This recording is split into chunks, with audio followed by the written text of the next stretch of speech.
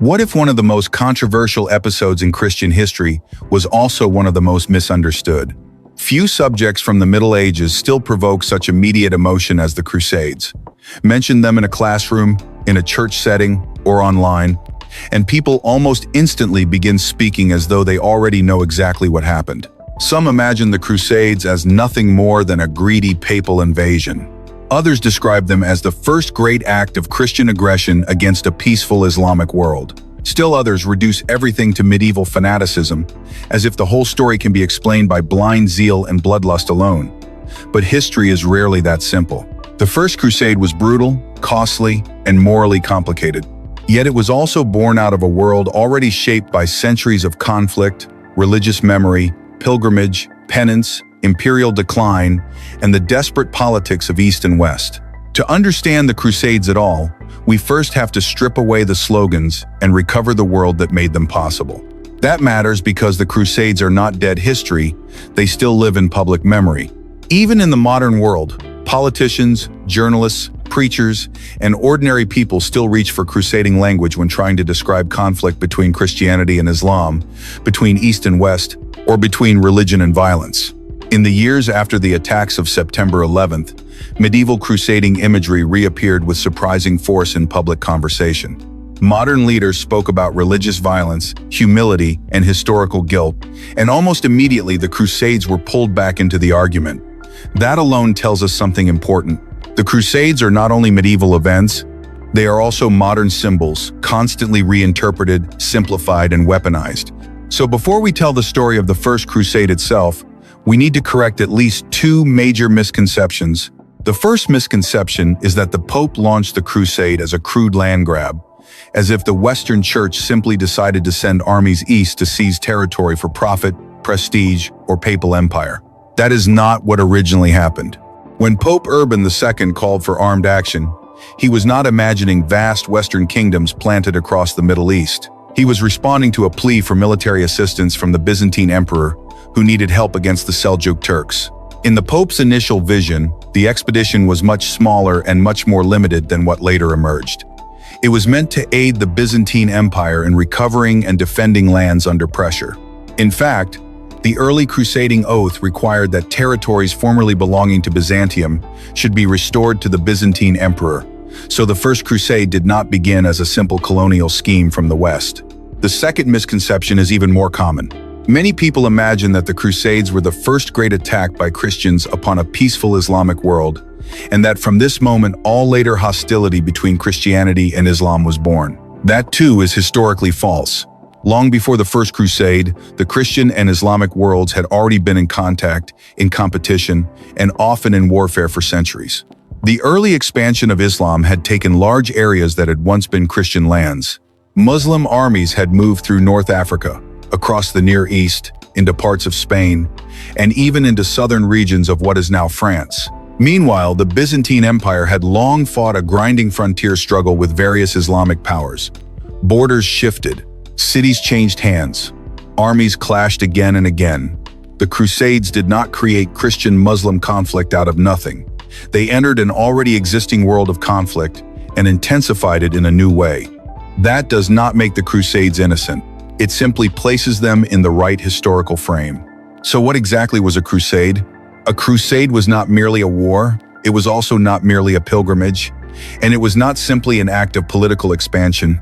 It was a strange and powerful fusion of several ideas that had already existed in medieval Christianity, but had never before been joined together in quite this way. The crusade combined pilgrimage, holy war, and penance into a single act. That combination gave it extraordinary emotional and spiritual force. Pilgrimage was already an old and respected practice. For centuries, Christians had traveled to holy places, especially places associated with the life of Christ. These journeys were seen as acts of devotion, humility, and repentance. To go to the Holy Land was not tourism in the modern sense. It was a religious discipline, an act tied to memory, suffering, and spiritual longing. Penance was also a major force in medieval Christian life. Sin required confession, sorrow, and acts of satisfaction. The details of medieval soteriology are complex, and we do not need to unpack all of them here. But what matters is this: People believed they carried a heavy burden of guilt and that the afterlife would involve purification and punishment for sin. When the crusade was preached, one of its most powerful appeals was the offer of a plenary indulgence, a full remission of the penances owed for sin. To many hearers, this sounded like the possibility of bypassing long suffering after death and entering heaven with assurance. For knights, nobles, and violent men especially, this was intoxicating. Many had spent their lives fighting. Now they were being told that their trade, long morally suspect, might become the very instrument of their salvation. Then, there was holy war. This was not a concept the earliest Christians would have accepted easily. The ancient church had often leaned strongly toward pacifism, but over the centuries, especially after Augustine, Christian thinking about warfare changed. Augustine had developed categories for what later came to be called just war. He did not celebrate violence, but he argued that under certain conditions rulers could use force for the sake of justice, order, and defense. As time passed, and especially in a feudal society full of armed men, that framework expanded. Medieval Europe had a serious problem with violence. Knights were trained for war, and when they had no legitimate enemy, they often turned their aggression inward. Church leaders tried repeatedly to restrain them, but violence remained a central fact of social life. The idea of holy war, therefore, offered a way to redirect that violence outward. So in the crusade, these elements came together. A man could march as a pilgrim, fight in a holy cause, and do penance all at once. That fusion created something historically new and emotionally explosive. Now we need the Eastern context. By the late 11th century, the Byzantine Empire had already endured centuries of conflict. At various points, it had lost and regained territory. There had been moments when Islamic powers pushed dangerously close to Constantinople itself, and there had been times when the Byzantines recovered much of what they had lost. But then a new force rose to prominence: the Seljuk Turks. The Turks were originally a nomadic people who moved into the Islamic world and gradually converted to Islam. Over time, some Turkish regimes became major powers in their own right. Among them, the Seljuks proved especially formidable. They were militarily effective, politically ambitious, and highly successful in seizing cities and territories across large stretches of land. Their pressure on Byzantine territory became severe enough that the Emperor Alexius I finally sought help from the West. That request came at a very difficult moment in Christian history. Only a generation earlier, East and West had formally split in what we call the Great Schism. The churches of Constantinople and Rome had excommunicated one another. The old unity of Christendom had fractured into a Latin Catholic West and a Greek Orthodox East. The break was still relatively fresh. Many people alive at the time could remember a world before the split had hardened. So although hostility and suspicion certainly existed, there was still some residual sense that Christians in East and West ought, somehow, to stand together. Alexius appealed to that memory when he sent envoys westward to ask for support. Pope Urban II responded. The decisive moment came at the Council of Clermont on November 27th in the year 1095. Much about Urban's exact speech remains uncertain because the accounts we possess were written down later and shaped by memory, rhetoric, and legend. Still, the substance is clear enough. Urban described the suffering of Christians in the East. He portrayed the Seljuk Turks as savage enemies. He called Western Christians to take up arms, assist their Eastern brethren, and march in a sacred cause. He spoke not only of aid to Byzantium, but also of Jerusalem, the city that loomed in the Christian imagination with unmatched spiritual power. And then something happened that Urban himself does not seem to have fully expected. He had likely hoped for a limited force, perhaps a few thousand warriors. But once preachers began carrying the message across Europe, the response exploded. The appeal of the plenary indulgence, the excitement of pilgrimage, the chance for holy warfare, and the emotional power of Jerusalem combined into a wave that spread far beyond the Pope's original plan. Men who had never expected to redeem their violent past suddenly believed they had found a heaven-sanctioned path. Preachers stirred popular fervor. Religious imagination caught fire. Nobles, knights, and peasants alike became swept up in the call. The result was not a modest rescue army. It was a mass movement. Something on the order of 100,000 people eventually became involved in the wider movement of the First Crusade. That number included not only trained fighters but also camp followers, peasants, clergy, and the devout poor. The crusade had become much larger, more unstable, and more unpredictable than its architects had intended. The first result of this uncontrolled energy was disaster. Even before the main military forces were ready, an untrained popular crusade launched in the spring of 1096. This group is often called the People's Crusade. It consisted largely of ordinary laypeople with little discipline, little equipment, and little understanding of what such an expedition required. Many seem to have been driven by apocalyptic expectation. They believed they were living near the end of history. Some thought they might help prepare the way for Christ's return by liberating the Holy Land. Others imagined mass conversions before the arrival of Antichrist. The atmosphere was charged with religious intensity, but not with strategic wisdom. So this early popular movement marched out ahead of schedule, without the real crusading army, without proper supply, and without the means to sustain itself. The result was catastrophe. As this crowd moved through regions like Hungary, they became a source of disorder and confusion. They lacked discipline and military coherence. They were not ready for the realities of war, distance, hunger, or organized opposition. In many ways, the People's Crusade revealed the dangerous side of crusading enthusiasm. Religious zeal, once detached from practical structure, could become reckless and deadly. Later in the year 1096, the actual military forces of the First Crusade began to move east. These were the forces Alexius had really hoped to receive, Western nobles and warriors capable of taking the field in a serious campaign. They reached the Bosporus and entered into relations with the Byzantine Emperor, and it was here that some of the central tensions of the Crusade emerged. Alexius wanted help, but he also wanted control. He insisted on oaths. He wanted the Western leaders to promise that lands formerly held by Byzantium, if reconquered, would be returned. From his perspective, this was entirely reasonable. He had asked for aid, not for the creation of independent Latin states. But from the Western point of view, Byzantine demands could feel suspicious, legalistic, and overly concerned with imperial advantage. The alliance between Byzantines and Western Crusaders was therefore uneasy from the start. They needed each other, but they did not trust each other. The first major success came at Nicaea. This city fell relatively quickly.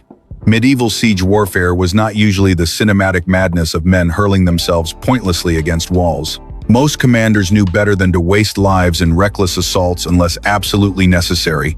A city was more often surrounded, starved, pressured, and eventually forced to yield. Nicaea fell within months, and this was an encouraging beginning. The crusade seemed to be working. Then came Antioch. If Nicaea had been manageable, Antioch was a nightmare. Antioch was a massive and formidable city with high walls, strong defenses, and enough supplies to endure a long siege. The crusading army encircled it, but siege warfare cuts both ways. An army outside the walls must still feed itself. It must maintain morale. It must prevent desertion. It must somehow endure hunger, illness, and delay while waiting for those inside to weaken first. Antioch dragged on for months, and the strain became terrible. Tensions with Byzantium worsened. At one point, Byzantine forces withdrew. Whether this was strategic caution, misunderstanding, or betrayal depended on whom one asked. Western Crusaders increasingly felt abandoned. Some lost heart and returned home. Others remained only through sheer stubbornness, desperation, or religious conviction. Then matters became even worse. News spread that a Turkish relief army was approaching to break the siege and destroy the Crusaders. If Antioch could not be taken quickly, the crusading host might be crushed between the city and the incoming force. What saved them, at least in the short term, was treachery from within. Someone inside the city agreed to open access during the night. The Crusaders slipped in, overwhelmed Antioch, and slaughtered those they found.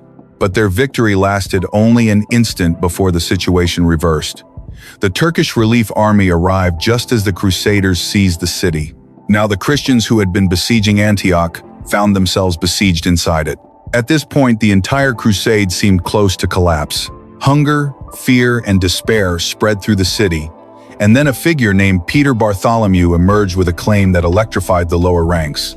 He said he had received a vision leading him to the discovery of a relic beneath a church in Antioch, the Holy Lance, the spear said to have pierced Christ's side during the crucifixion. Many nobles and seasoned warriors were skeptical. To them, Peter likely seemed unstable or deluded. But among the common crusaders, the discovery had enormous power. In a moment of near hopelessness, it seemed like divine confirmation that God had not abandoned them. Relics mattered deeply in the medieval world. They were not decorative curiosities. They were signs of sacred presence, links between heaven and earth. The Holy Lance, if genuine, meant that God was with the crusading army in its extremity. Whether through desperation, renewed courage, belief in the relic, or some combination of all three, the Crusaders rallied. They sallied forth from Antioch and somehow defeated the Turkish forces. It was one of the strangest reversals of the entire expedition. Against all expectation, the Crusades survived. And here, a decisive question arose. Technically, if one followed the original Byzantine request, the essential purpose had now been fulfilled. Assistance had been given. Pressure on Byzantine borders had been relieved. Large parts of Asia Minor had been contested, and some recovered. By one reading, the crusade could have ended there. But no one had ever defined its final goal with enough precision. Urban had mentioned Jerusalem. For Western Christians, Jerusalem was the supreme sacred city. Byzantium had not held it for centuries, and the Byzantine emperor did not regard it as the central practical objective of the campaign. But for the Crusaders, especially after all they had endured, the logic of the enterprise now pulled irresistibly southward. If they had marched this far, if God had given them Antioch, if the holy city still lay ahead, how could they stop? So in the year 1099, they marched toward Jerusalem. The assault succeeded. When the Crusaders entered Jerusalem, they carried out a massacre. Roughly 3,000 people in the city were killed. Medieval chroniclers often describe the bloodshed in lurid and triumphant language, though the exact details vary, and later retellings often become exaggerated. Still, the essential fact is not in doubt. Jerusalem fell through violence, and that violence was terrible. To the Crusaders, however, this was not understood as the conquest of a foreign city in the modern colonial sense. They believed they were liberating lands that had once belonged to the Christian Roman world. In their memory, these territories had been part of the inheritance of Christendom, even if they had been under Muslim rule for centuries. That does not justify the slaughter, but it does explain the mental world in which they acted. They did not think of themselves as invading something wholly alien. They believed they were reclaiming what had been lost. And with the taking of Jerusalem, the First Crusade reached its culmination. It had begun as a papal call for military aid to Byzantium. It had turned into a mass spiritual movement. It had survived chaos, betrayal, famine, siege, apocalyptic fervor, and bloodshed. Now it had achieved what no one at the outset could have guaranteed: the capture of Jerusalem itself. But the end of the First Crusade was not the end of crusading. In many ways, it was the beginning. One major result was the creation of the Crusader states, small Latin political holdings carved out in the east. These territories were enormously difficult to maintain. They were expensive, militarily vulnerable, and socially fragile. Most of the surrounding population was not Western Christian. Many were Muslim. Some were Eastern Christians, but not Latin Christians. Distance from Europe made reinforcement difficult. Supply was expensive. Defense was constant. The very success of the First Crusade created a long-term burden the West was poorly equipped to carry. Another result was the birth of new military religious orders, the most famous being the Knights Templar and the Knights Hospitaller. These groups grew out of the continuing need to protect pilgrims, defend roads, garrison territories, and sustain a permanent Christian presence in the Holy Land. The Knights Templar, in particular, became one of the most legendary organizations in medieval history. Part of this came from their unusual identity. They were warrior monks, men under religious vows who also carried weapons and fought. That combination seems startling and almost unnatural. Medieval Christendom had known monks and it had known knights, but here the two roles fused into one. The Templars gained their name from their headquarters on the Temple Mount in Jerusalem. From that association came the title Knights of the Temple. Their distance from Europe, their military power, their wealth, and their partial independence from ordinary feudal structures all helped create an aura of mystery around them. Later centuries would turn that aura into endless conspiracy theories. But the historical foundation is simple enough. They were unusual, rich, and powerful, and they operated in lands loaded with religious symbolism. The Hospitallers emerged in a related but somewhat different role, focused especially on caring for and protecting pilgrims. Both orders grew from the same world created by the Crusades. a world in which pilgrimage, warfare, and institutional religion had become tightly interwoven. A further consequence was the hardening of the split between East and West.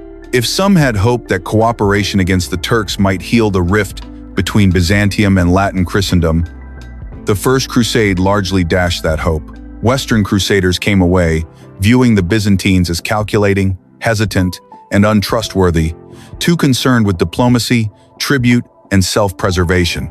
Byzantines, in turn, often saw the Westerners as crude, violent, unpredictable, and dangerously ambitious. Instead of healing the schism, the crusade deepened the estrangement. The two halves of Christendom had fought side by side, but they had not truly reconciled, and that would matter profoundly in the future. Because the deeper logic of the First Crusade now took hold in Western consciousness. If Jerusalem could be won once, it might have to be defended again. If Christian lands had been restored, they might have to be recovered again when lost. If war in the East could bring spiritual reward, then the crusading spirit could be reawakened again and again. The expedition that had begun as a limited response to Byzantine need became the model for centuries of further crusading efforts. That is why the First Crusade stands apart. It was not simply the first in a numbered list. It created the imagination of crusade itself. It established the pattern, the language, the promises, and the emotional structure that later crusades would inherit. Pilgrimage, holy war, plenary indulgence, sacred geography, martial redemption, and the recovery of Christian lands, these were fused together here in a way that would echo through the entire medieval period. So how should we judge the First Crusade? We should not romanticize it. The violence was real. The religious manipulation was real. The slaughter at Jerusalem was real. The dangerous fusion of salvation and war would have consequences that Christians would continue to wrestle with for generations. But neither should we caricature it. The First Crusade was not born in a vacuum. It did not erupt out of nowhere as the first blow in an otherwise peaceful relationship between Christianity and Islam. It came from a frontier world already shaped by centuries of war, shrinking empires, rival faiths, and competing memories of legitimacy. It was not originally designed as a Western colonial project, even though later outcomes moved in that direction. And it cannot be understood without the medieval theology of penance, pilgrimage, relics, holy war, and sacred space. In the end, the First Crusade tells us something uncomfortable about medieval Christendom. It reveals a world in which deep devotion and extreme violence could be joined without contradiction in the minds of many believers.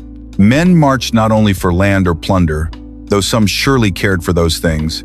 They marched because they believed their souls were at stake. They marched because they believed Jerusalem was calling them.